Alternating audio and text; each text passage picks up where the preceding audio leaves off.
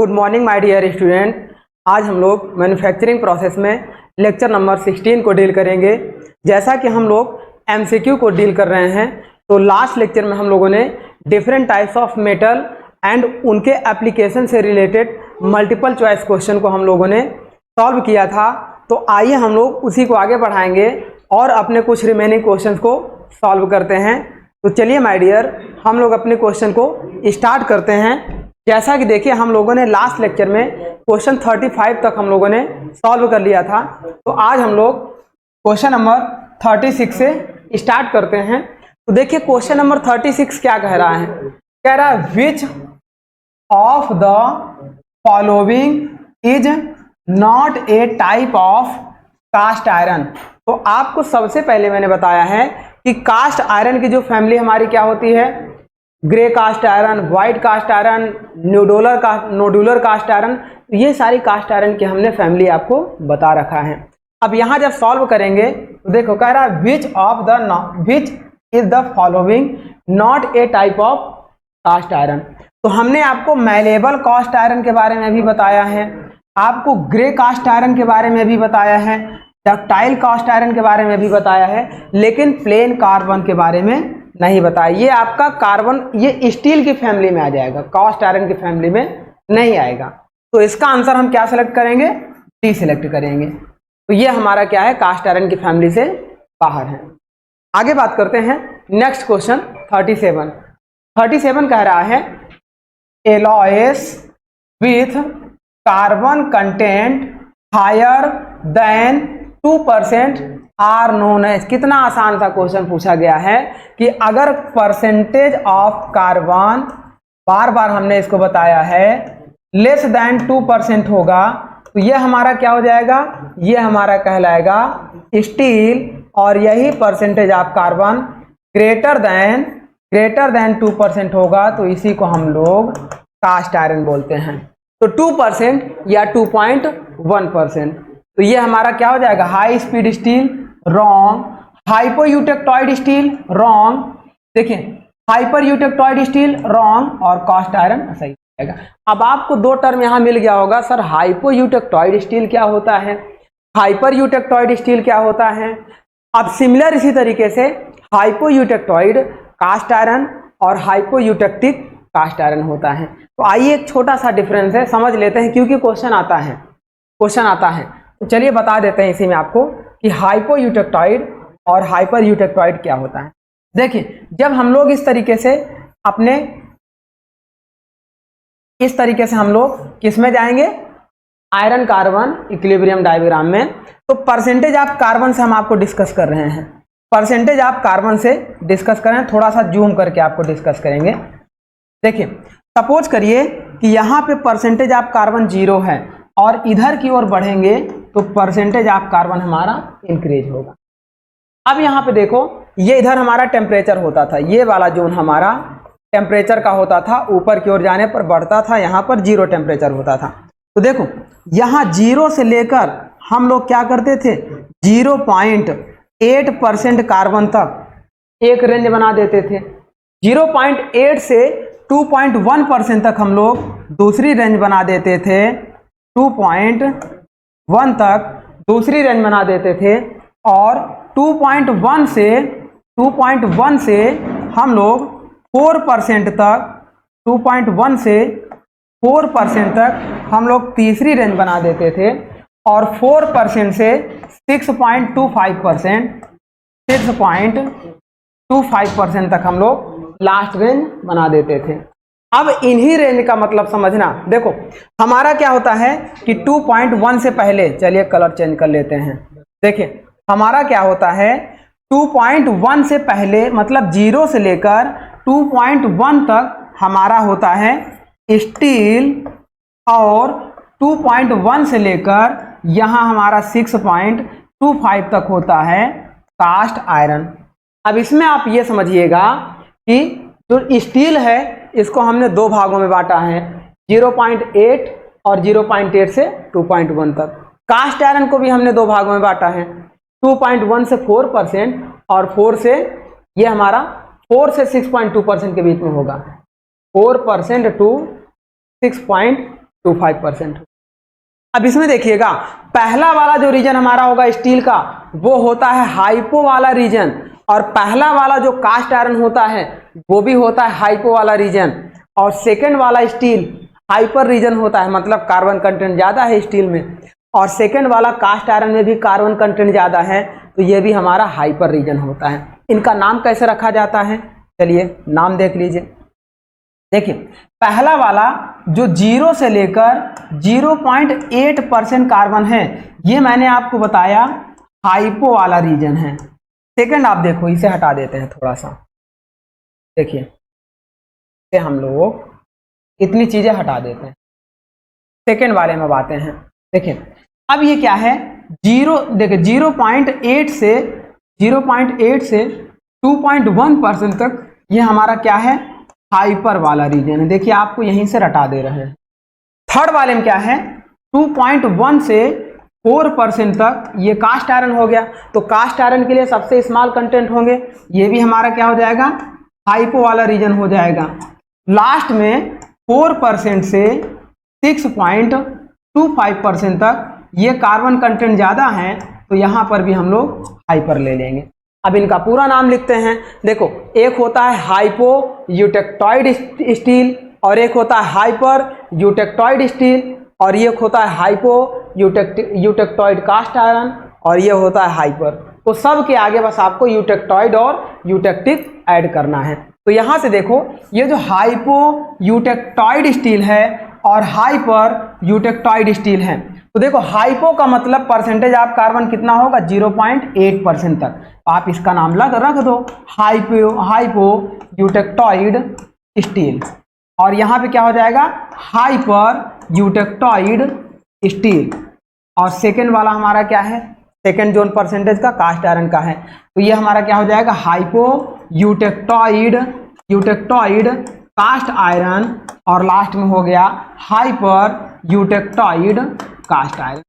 तो ये आपका कभी भी पूछेगा कि हाइपो यूटेक्टॉइड कास्ट आयरन में कार्बन परसेंटेज रेंज क्या होता है, तो तुरंत आप बताना 2.1 से 4% तक होता है। हाइपर यूटेक्टॉइड कास्ट आयरन सबसे लास्ट वाला रीजन होता है, 4% से 6.25% तक होता है। सिमिलर स्टील का भी ऐसे हैं। तो यहाँ क्वेश्चन आपका इससे नहीं था, ये ऑप्शन में था, इसीलिए इसको हमने डिस्कस कर दिया। क्वेश्चन था alloy with carbon content higher than 2.1% are known as, तो 2.1% होता है, उससे ज्यादा हमारा तो कास्ट आयरन कहलाता है। ये सारा कास्ट आयरन वाली फैमिली में आएगा। चलिए आगे बढ़ते हैं क्वेश्चन नंबर 38 पर। क्वेश्चन नंबर 38 कह रहा है, German silver is an alloy of. German silver हमारा किसका एलॉय होता है, तो आपको मैंने बता रखा है, निकिल प्लस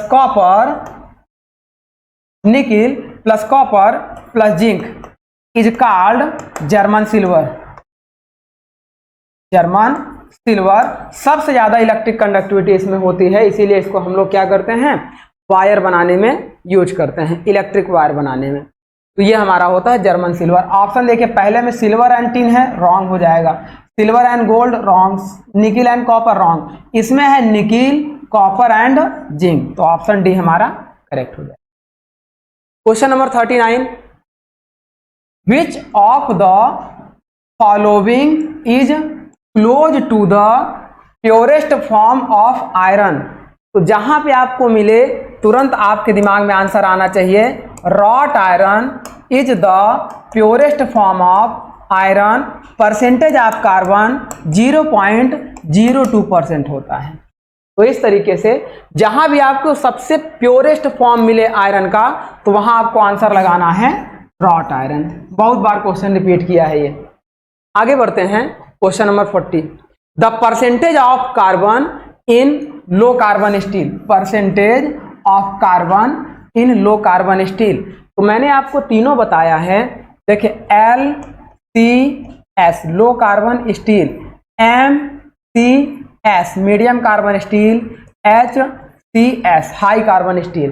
तो लो कार्बन स्टील में परसेंटेज ऑफ कार्बन 0.15 से 0.3%, मीडियम कार्बन स्टील में 0.3 से 0.6% या 0.8% भी आपको मिलेगा। हाई कार्बन स्टील में 0.6 से 1.5% या 0.8 से 1.5% होता है।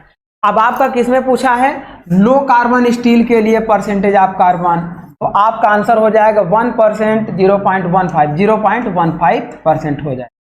तो इस तरीके से हम इसे सॉल्व कर लेंगे। Question number 41, the unique properties of cast iron is high. हम ये जानते हैं माय डियर कि कास्ट आयरन की सबसे ज्यादा जो अच्छी प्रॉपर्टीज होती है, इसकी कंप्रेसिव स्ट्रेंथ बहुत हाई होती है। It has high compressive strength. और अब इसके अंदर किसी भी मशीन को जब हम लोग बनाते हैं या किसी भी मशीन के बेड को हम लोग बनाते हैं, तो जब मशीन हमारी स्टार्ट होती है तो वो अपना खुद का वेट भी बेस पर लगाती है और साथ में इतने ज़्यादा अनबैलेंस फोर्स होते हैं। हम मशीन में चाह कर भी अनबैलेंस फोर्स को जीरो नहीं कर सकते हैं। रीजन यह है कि जैसे आप बाइक स्टार्ट करते हो तो आपको देखो बाइक में एक हल्का सा वाइब्रेशन फील होता है, ट्रैक्टर स्टार्ट करो तो उसमें ज़्यादा वाइब्रेशन फील होता है। तो हम इस वाइब्रेशन को मिनिमाइज कर सकते हैं, ख़त्म नहीं कर सकते हैं। जितना ज़्यादा इस वाइब्रेशन को हम मिनिमाइज करेंगे उतना ही ज़्यादा हमारे गाड़ियों की कास्ट बढ़ती है।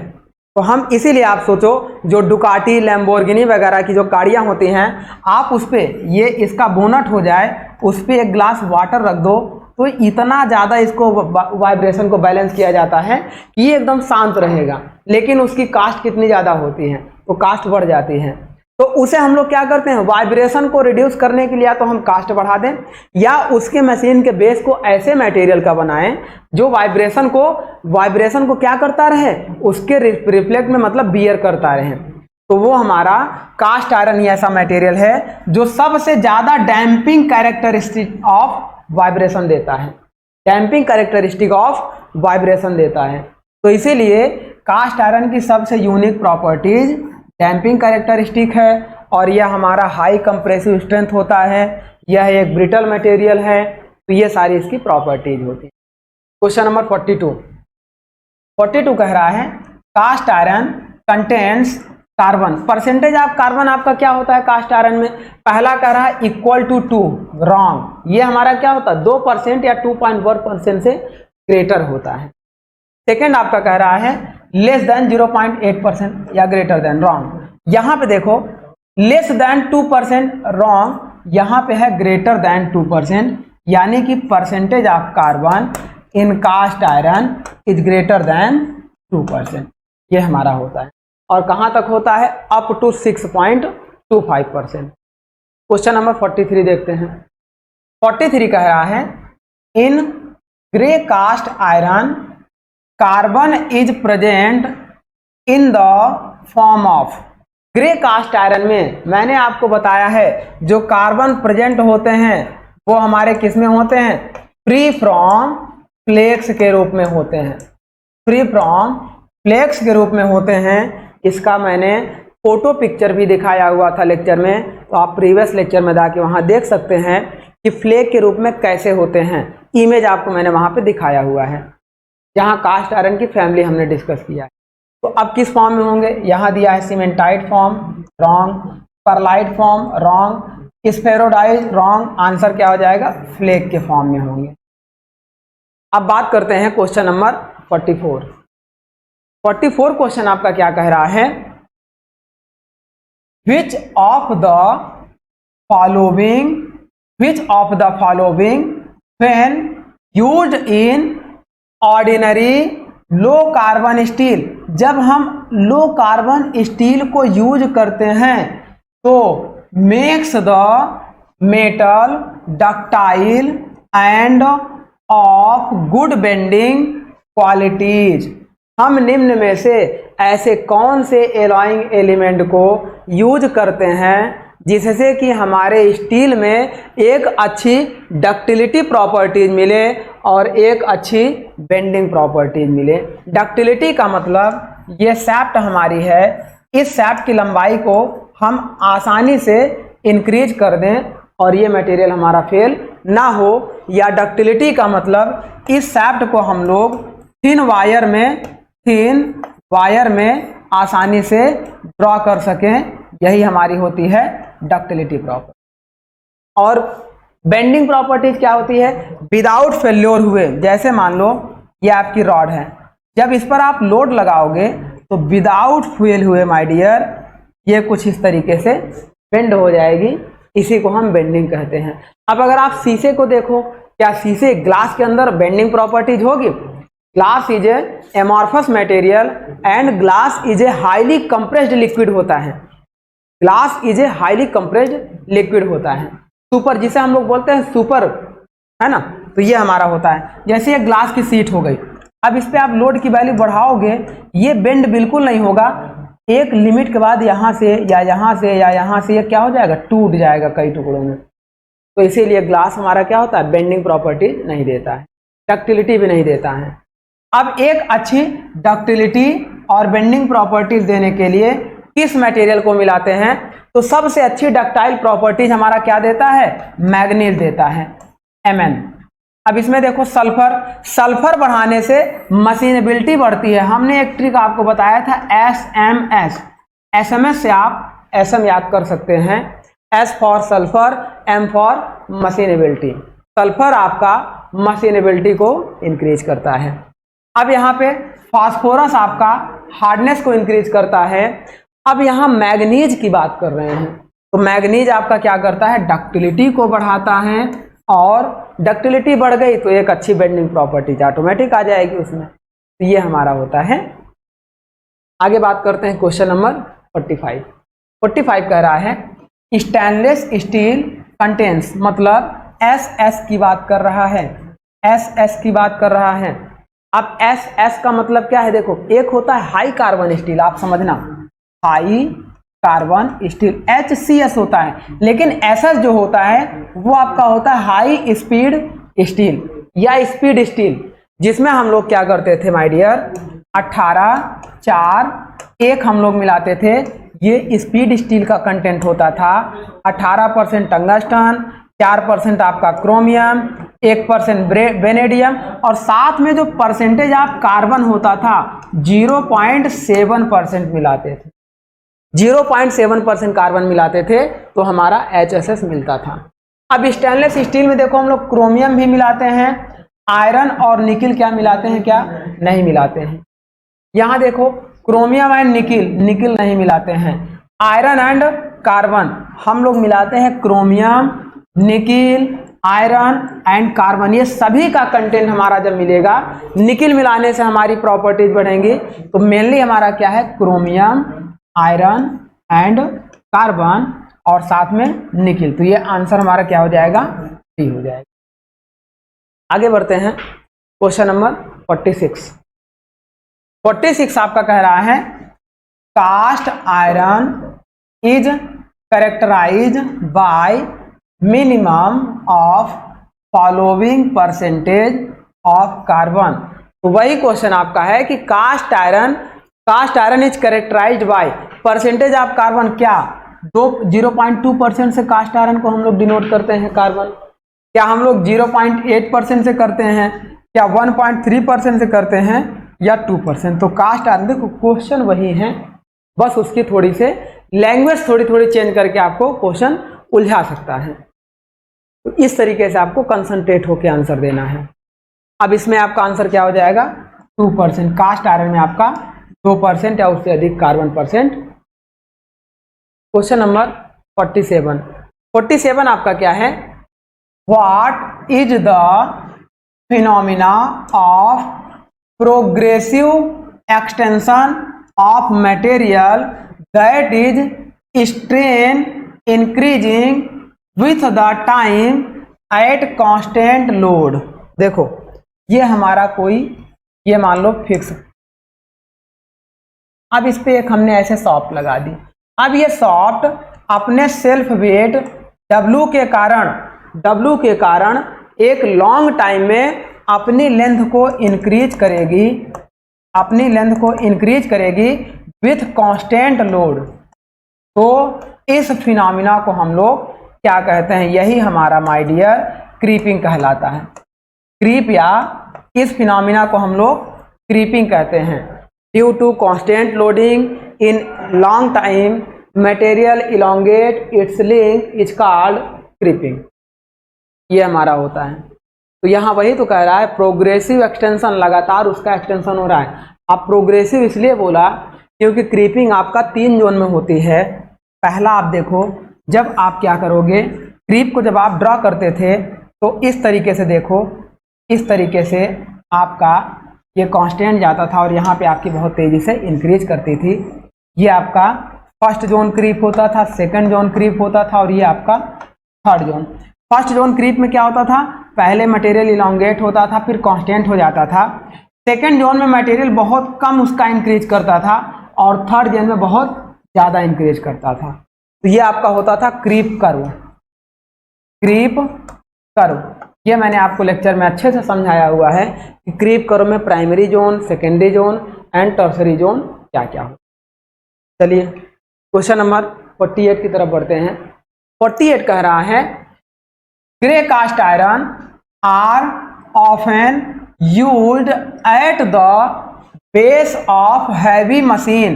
देखिए क्वेश्चन वही घुमा के पूछा है कि ग्रे कास्ट आयरन को हम लोग हैवी मशीन के बेस बनाने के लिए यूज करते हैं बिकॉज ऑफ इट्स हाई। किस वजह से, इसकी क्या हाई, हमारी कौन सी स्ट्रेंथ होती है, सबसे ज़्यादा हाई स्ट्रेंथ होती है आपकी कंप्रेसिव और साथ में डैम्पिंग वाइब्रेशन, डैम्पिंग प्रॉपर्टीज जो हमारी होती है, जिसे हम डैम्पिंग कैपेसिटी भी बोल सकते हैं।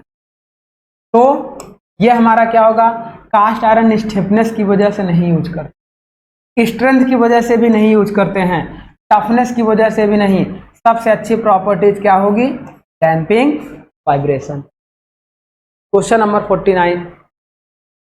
49 क्वेश्चन आपका कह रहा है the percentage of carbon in low carbon steel is.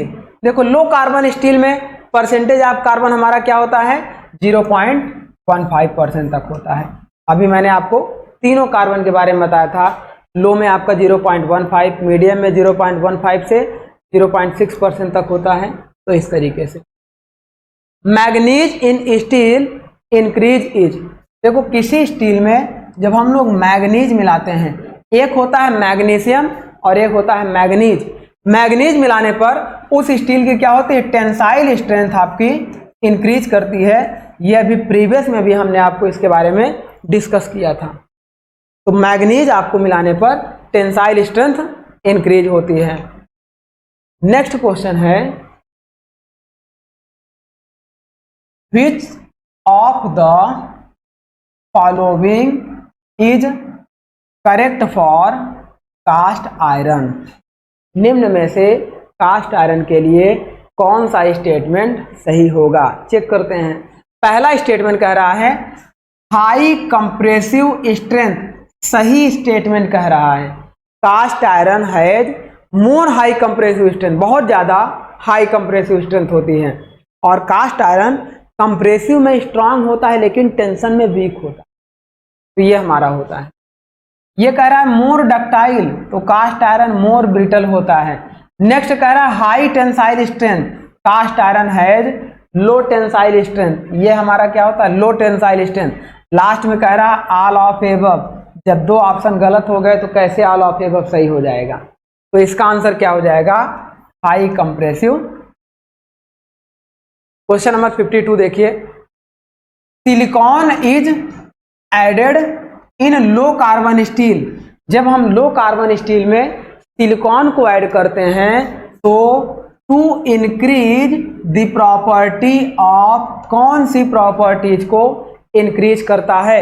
तो हमेशा ध्यान देना सिलिकॉन को ऐड करने पर सबसे ज्यादा हार्डनेस आपको देता है, सबसे ज्यादा हार्डनेस इंक्रीज करता है। ये अलग बात है कि मशीनेबिलिटी भी थोड़ी बहुत बढ़ती है ना, टफनेस भी बढ़ती है, लेकिन हार्डनेस आपका सिलिकॉन सबसे ज़्यादा हार्डनेस को इंक्रीज करता है। अब आप चाहे जैसे याद करो इसे, जैसे हमने आपको SMS से आपको बताया हुआ, ये सब क्वेश्चन आते हैं।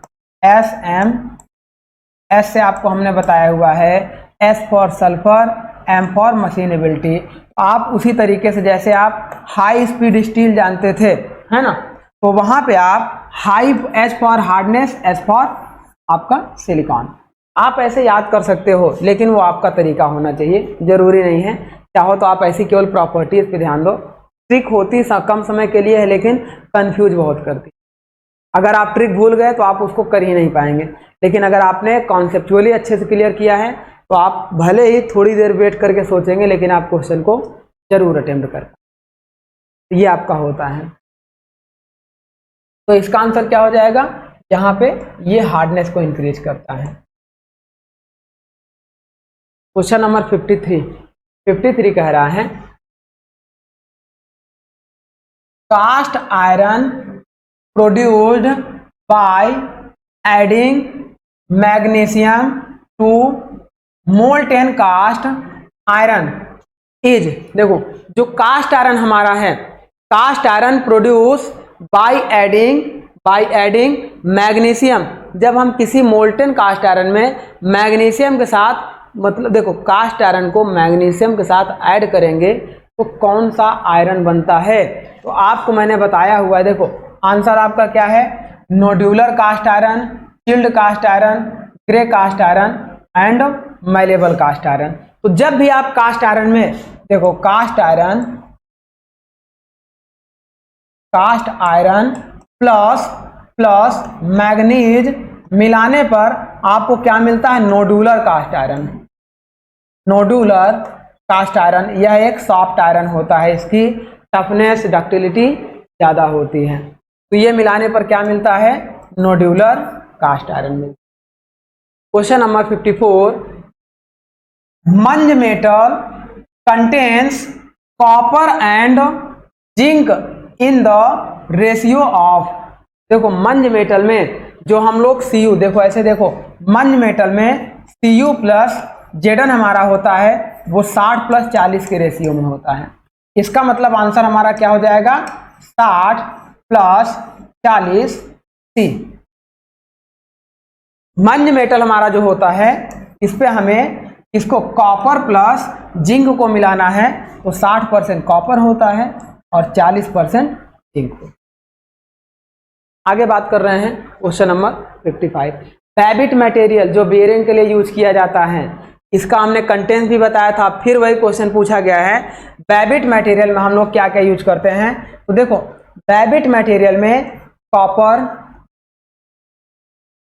कॉपर के साथ टीन के साथ में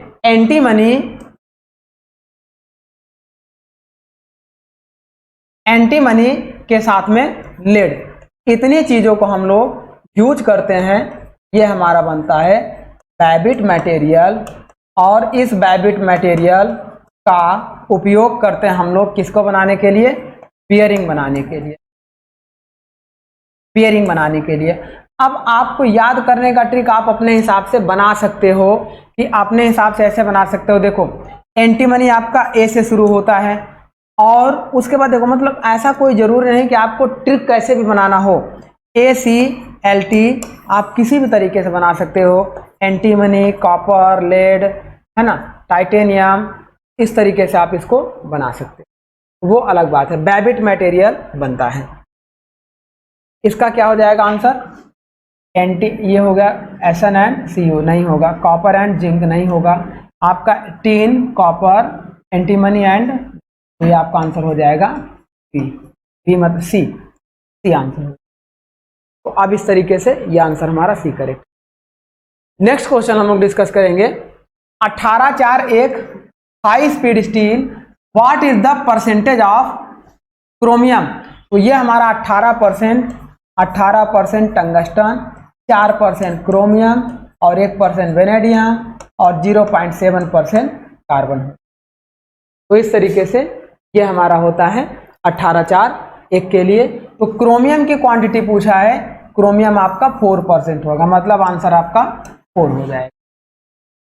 नेक्स्ट क्वेश्चन आपका 57 है, presence of cobalt in steel improves. सबसे पहले तो ये देखो, कोबाल्ट एक बाइंडर मटेरियल की तरह भी काम किया जाता है। जब कास्टिंग में हम कोबाल्ट यूज करेंगे तो वो हमारा अदर मोल्टेन मेटल में अगर हम कोबाल्ट डालेंगे तो कोबाल्ट एक बाइंडर मटेरियल की तरह यूज किया जाता है।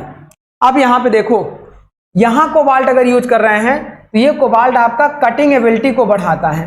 कोबाल्ट यूज करने से मटेरियल की जो कटिंग एबिलिटी होती है वो बढ़ जाती है। कटिंग टूल में भी कोबाल्ट का यूज करते हैं। ये हमारा होता है।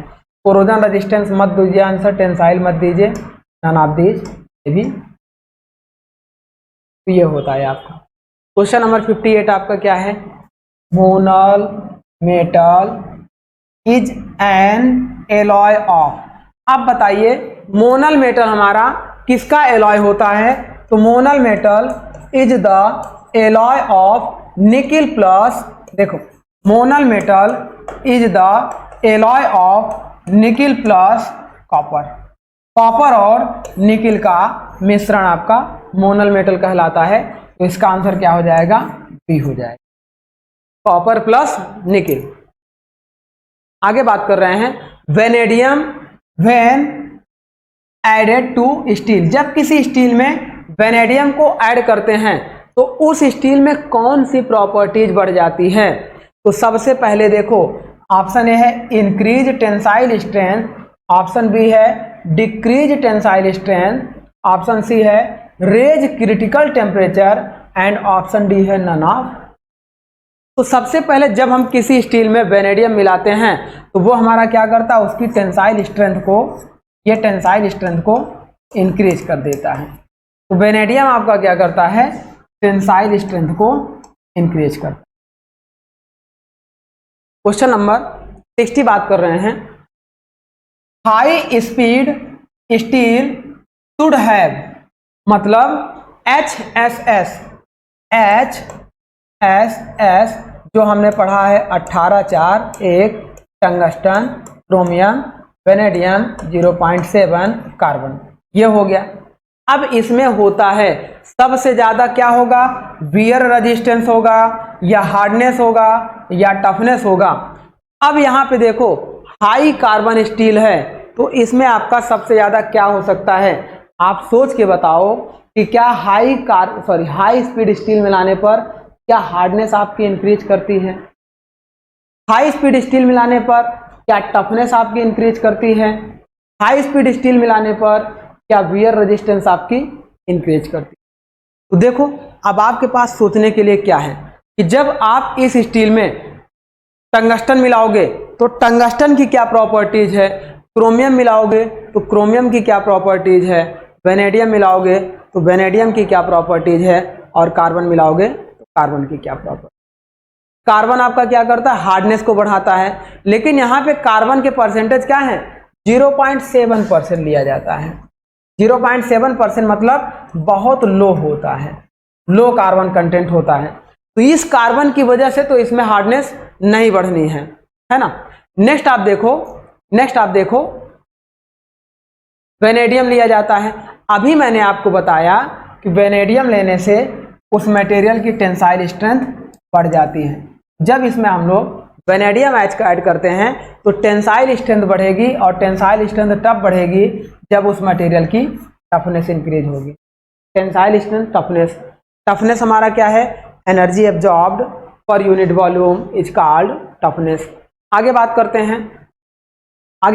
हैं क्रोमियम एंड टंगस्टन मिला देने से। तो क्रोमियम और टंगस्टन, देखो टंगस्टन मिला देने से उस मटेरियल की क्या होती है? रेड हार्डनेस भी बढ़ती है, साथ में आपका कोरोजन रेजिस्टेंट भी होता है।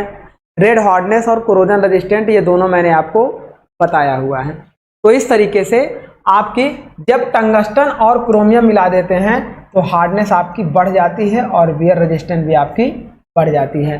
तो कुल मिलाकर देखो, अब यहाँ पे आपको सी टफनेस की बात कर रही है तो यहाँ टफनेस बहुत ज़्यादा नहीं बढ़ेगी। टफनेस का मतलब नहीं है, यहाँ टफनेस की जगह डक्टिलिटी बढ़ेगी। तो टफनेस आप रहने दो। आपका आंसर क्या हो जाएगा? ए भी बढ़ेगा और बी भी बढ़ेगा। उसी को आप काट दीजिए तो आपका आंसर हो जाएगा बोथ ए एंड। इस तरीके से आपका हो जाएगा।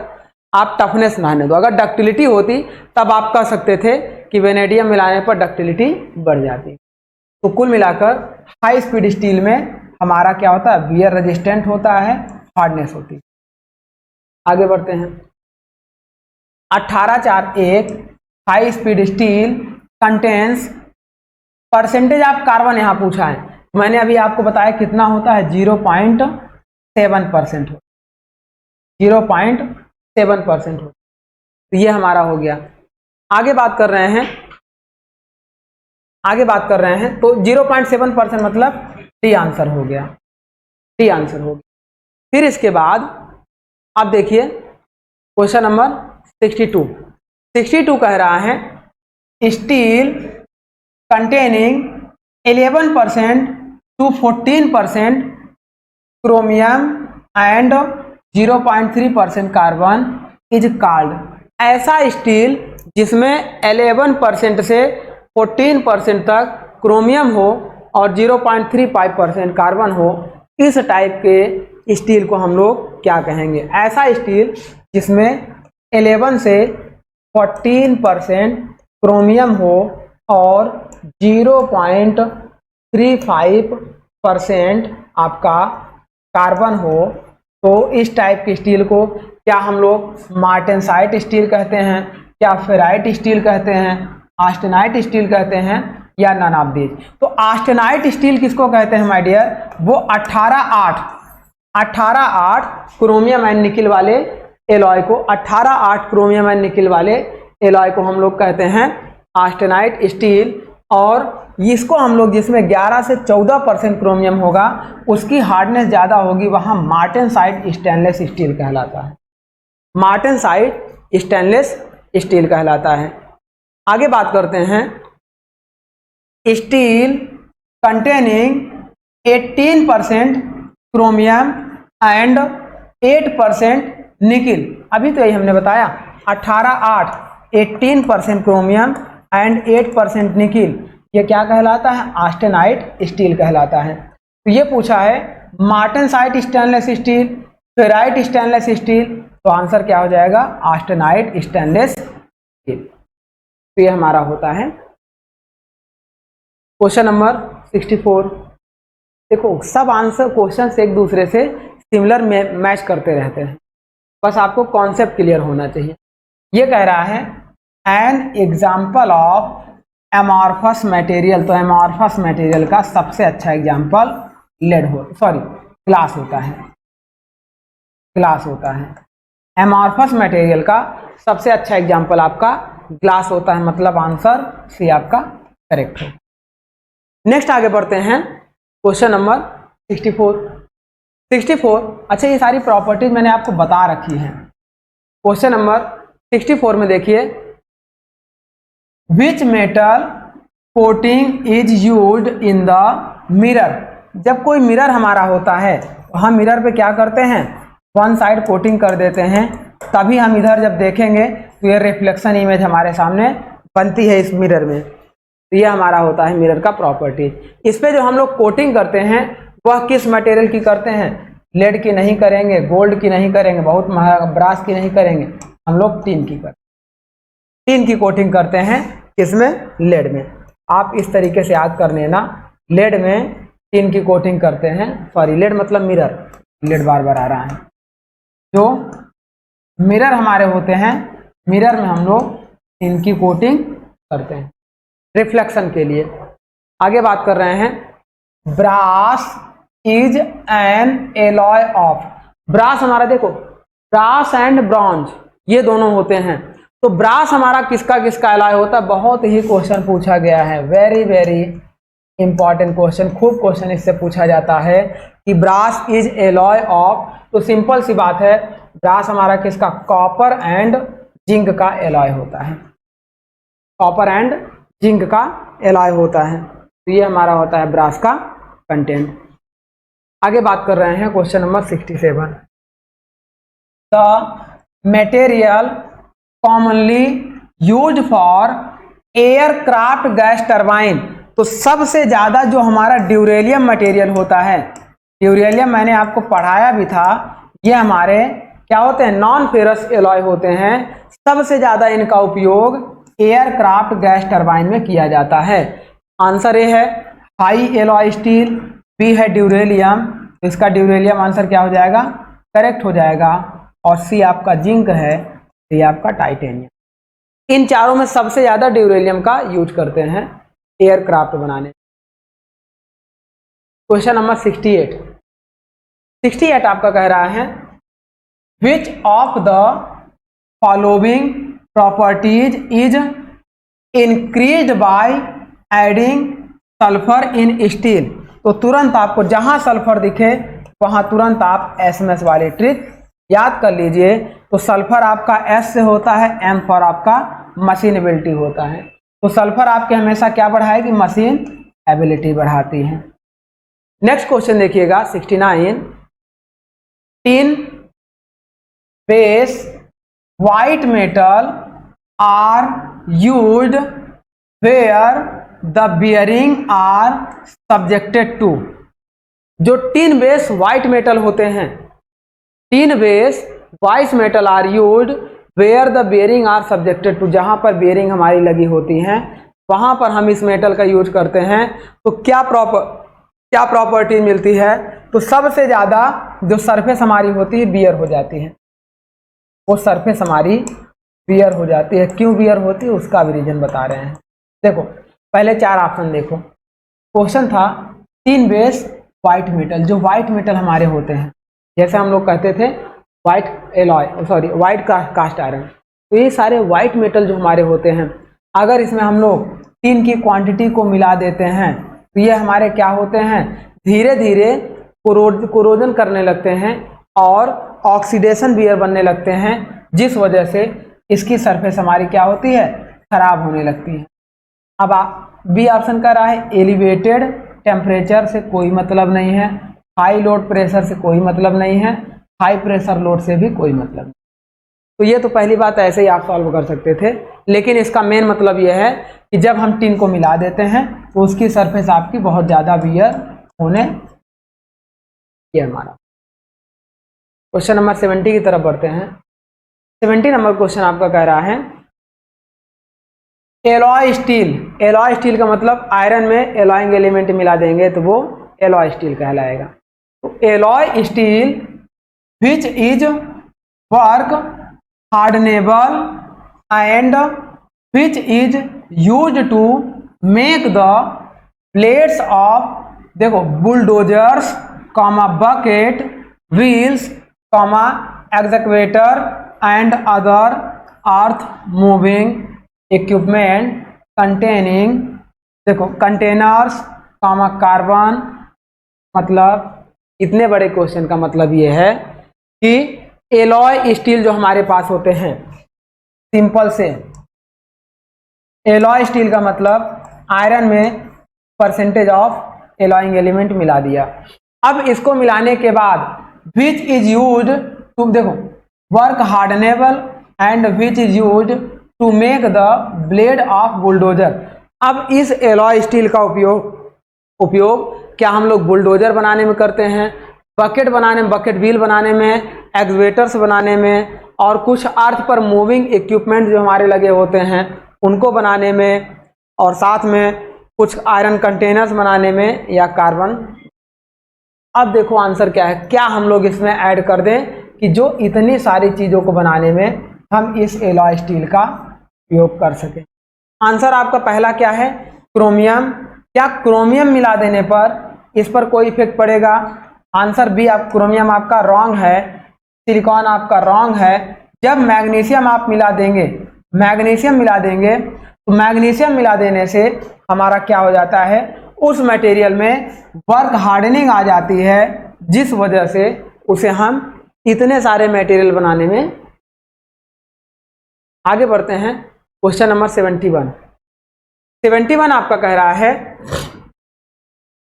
विच of the following pairs regarding the effect of alloying element in steel are correctly matched.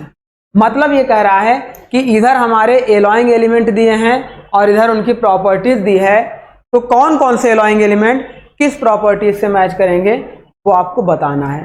तो सबसे पहले पे देखिए माय डियर, पॉइंट 1 पे आपका क्या दिया है, molybdenum particles, MO। Molybdenum particles मिलाने पर हमारे पास कौन कौन सी प्रॉपर्टीज इंक्रीज करती है। तो जब हम लोग मॉलिब्डेनम मिलाते हैं तो पहला ऑप्शन क्या दिया है, form abrasion resisting. Second option क्या दिया है, इंप्रूव मशीनेबिलिटी। थर्ड ऑप्शन क्या दिया है, थर्ड ऑप्शन है कंट्रीब्यूट टू रेड हार्डनेस, मतलब रेड हार्डनेस आपकी बढ़ेगी by the hardening of ferrite. और लास्ट ऑप्शन क्या दिया है, 1 2 3 and 4, silicon reduce oxide resistance. देखो अब इनमें क्या है, ये कह रहा which of the following pair regarding the effect of alloying element in steel are correctly matched. तो इनमें से कौन सा, जैसे मॉलिब्डेनम के सामने दिया है कि form abrasion resistance particles, molybdenum का आपका एब्रेशन रेजिस्टेंस पार्टिकल होता है। सेकेंड आपका फास्फोरस दिया है, क्या फास्फोरस आपका improve machinability in free cutting steel, machinability के लिए हमने आपको बताया है सल्फर मिलाते हैं। थर्ड कोबाल्ट आपका दिया है, कोबाल्ट हमने आपको बताया है कि एज ए बाइंडर यूज करते हैं, लेकिन फ्री कटिंग स्टील की मतलब कटिंग स्ट्रेंथ को भी बढ़ाने के लिए यूज करते हैं। तो कोबाल्ट आपका क्या हो जाएगा, contribute to red hardness by hardening in ferrite. और 4 आपका दिया है सिलिकॉन, सिलिकॉन क्या करता है, reduce oxidation resistance, reduce oxidation resistance which of these stainless are correct. अब इनमें से हमें ये सिलेक्ट करना है कि कौन कौन से हमारे, देखो which of the statement are correct. तो पहले तो ये जानो कि अगर हम मॉलिब्डेनम मिलाएंगे तो मॉलिब्डेनम भी हमारा क्या करता है, जैसे मॉलिब्डेनम में दिया है कि एब्रेशन रेजिस्टेंस आप इंक्रीज करेगा, तो बिल्कुल करता है, एब्रेशन रेजिस्टेंस इंक्रीज करता है मॉलिब्डेनम मिलाने पर। साथ में अब देखो इसका मतलब 1 हमारा सही होगा। फास्फोरस को जब हम लोग मिलाते हैं, देखो सल्फर मिलाने पर तो आपकी मशीनेबिलिटी इंक्रीज होती ही है, लेकिन फास्फोरस भी मिलाने पर मशीनेबिलिटी, देखो improve machinability in free cutting steel. ये देखना जब सल्फर को फ्री कटिंग स्टील में ऐड करेंगे तो वहां पर उसकी मशीनेबिलिटी इंक्रीज होगा। नॉर्मल अगर हम फास्फोरस को इंक्रीज करेंगे, सॉरी सल्फर को अगर हम नॉर्मल इंक्रीज करेंगे स्टील में तब मशीनेबिलिटी इंक्रीज होगी, लेकिन फास्फोरस को मिलाएंगे तो हमारे कटिंग स्टील में मशीनेबिलिटी इंक्रीज होगी। थर्ड आपका दिया है कोबाल्ट, कोबाल्ट एक बाइंडर की तरह यूज करते हैं, लेकिन कोबाल्ट को मिलाने पर उस मटेरियल की रेड हार्डनेस इंक्रीज करती है। कैसे, अगर देखो कटिंग टूल में, कटिंग टूल का यूज हम लोग करते हैं, तो जब टूल हमारा क्या करता है, वर्कपीस के कांटेक्ट में आता है इस तरीके से, तो यहाँ पे बहुत ज़्यादा हीट जनरेट होती है। इस हाई हीट की वजह से यह अपनी स्ट्रेंथ को डिक्रीज करता है, लेकिन अगर इसमें हम कोबाल्ट मिला दें तो यह अपनी स्ट्रेंथ को दोबारा रिगेन कर लेता है और उस हाई टेम्परेचर पर भी अपनी स्ट्रेंथ को बनाए रखता है, जिससे कि यह फेल ना हो और यह वर्किंग करता रहता है। इसी प्रॉपर्टीज को रेड हार्डनेस या हॉट हार्डनेस कहते हैं, जिसे हम लोग कोबाल्ट को मिलाने से अचीव कर लेते हैं। तो कोबाल्ट कह रहा है कंट्रीब्यूट द रेड हार्डनेस, तो ये भी आपका सही होगा। फोर्थ ऑप्शन कह रहा है silicon reduce oxidation resistance, silicon आपका ऑक्सीडेशन रेजिस्टेंस को इंक्रीज करता है। भाई ये उल्टा कह रहा है, सिलिकॉन आपका ऑक्सीडेशन रेजिस्टेंस को इंक्रीज करता है, तो इसीलिए ये आंसर आपका गलत हो जाएगा। आपका कौन कौन सा सही होगा, 1 2 एंड 3। ए में आपका 2 3 एंड 4 दिया, 4 जहां जहां दिया है वहां वहां एलिमिनेट कर दीजिए, आपका आंसर सी करेक्ट हो जाए। तो इस तरीके से लोग आगे देखिए क्वेश्चन नंबर 72 कह रहा है, देखो एक आपका असर्शन दिया है और उसका आपका रीजन दिया है। असर्शन को पढ़िए और बताइए कि क्या असर्शन आपका सही है और उस असर्शन के लिए दिया गया रीजन अगर सही है तो क्या इसके लिए करेक्ट है कि नहीं है। तो आइए देखते हैं, शुरू करते हैं।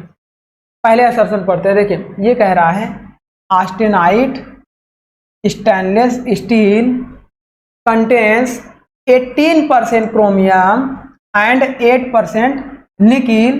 देखो हमने आपको क्या बताया है, पहले तो देखो ऑस्टेनाइट स्टेनलेस स्टील जो हमारा 18-8 वाला है chromium and nickel, 18% chromium and 8% nickel वाला जो मटेरियल स्टील है वो हमारा ऑस्टेनाइट होता है, ऑस्टेनाइट स्टील कहलाता है। तो ये वही कह रहा है austenite stainless steel contains 8% chromium and 18% chromium and 8% nickel. तो यहाँ तक की बात आपकी करेक्ट है। नेक्स्ट बात कर रहे हैं सिंस मतलब इसलिए it retains its austenitic structure at room temperature it is called austenite stainless steel. तो ये स्टेटमेंट बिल्कुल करेक्ट है। प्रीवियस में इसके बारे में हम लोगों ने डिस्कस भी किया है। नेक्स्ट आपका बात कर रहे हैं रीजन आपका कह रहा है, रीजन में पढ़िए chromium present in the steel improve it's corrosion resistance. Chromium आपका कोरोजन रेजिस्टेंस को भी इम्प्रूव करता है। आप इसको याद करने का ट्रिक भी ऐसे समझ लो, क्रोमियम आपका कोरोजन रेजिस्टेंस को इंक्रीज करता है। तो CR इसमें भी है लेकिन यहाँ H है, बट आप याद रखना कि क्रोमियम और आपका क्रोमियम कोरोजन दोनों सेम वर्ड मिलेंगे। क्रोमियम आपका कोरोजन रेजिस्टेंस को भी इंक्रीज करता है। ये आपका हो गया इम्प्रूव कोरोजन रेजिस्टेंस। अब आगे देखिए by forming a thin film of chromium oxide on the surface. तो ये भी है, किसी भी सरफेस पे हम लोग क्या करेंगे, क्रोमियम ऑक्साइड की एक पतली लेयर बना सकते हैं, वह उस सरफेस को कोरोजन होने से रोकेगा। अब क्या क्रोमियम का ऑस्टेनाइटिक स्टील से कोई रिलेशन था? कोई रिलेशन नहीं था। क्रोमियम अपना अलग प्रॉपर्टीज दिया, ऑस्टेनाइटिक स्टील अपना अलग प्रॉपर्टीज दिया। अब यहाँ पे देखो ये कह रहा है कि ऑप्शन ए दीजिए जब दोनों करेक्ट हों। करेक्ट तो ये भी है, करेक्ट ए भी है, लेकिन जब आर देखो both A and R true and R is the correct explanation of A. R आपका ए का कोई एक्सप्लेनेशन नहीं कर रहा है, वह एक अलग प्रॉपर्टीज को बता रहा है। ऑप्शन बी दीजिए जब both are correct but R is not explanation of B, मतलब R is not explanation of A. तो यही आंसर आपका सही हो जाए। इस तरीके से इसको हम लोग ऐसे सॉल्व करते हैं। आगे बढ़ते हैं क्वेश्चन नंबर 73 कह रहा है फिर वही असर्शन और रीजन है। तो जब कथन हम लोग पढ़ेंगे तो उसमें देखिए क्या कह रहा है। पहला है आपका cast iron is generally hard, brittle and wear resistant. तो क्या यही तो प्रॉपर्टीज होती है माय डियर? कास्ट आयरन की प्रॉपर्टीज आपकी यही तो होती है, हार्ड होता है, ब्रिटल होता है। जब ब्रिटल होगा तो वियर रेजिस्टेंट भी होगा, वियर रेजिस्टेंट होगा। साथ में आपका देखो जो डैम्प्ड वाइब्रेशन बहुत अच्छा होगा, डैम्प्ड वाइब्रेशन। तो ये सारी प्रॉपर्टीज आपके कास्ट आयरन में होती हैं।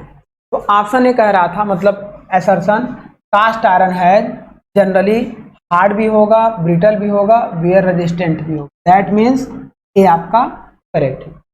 बी की बात करें यानी कि रीजन में कह रहा है cast iron contains more than 20% carbon. बिल्कुल गलत बात कर रहा है।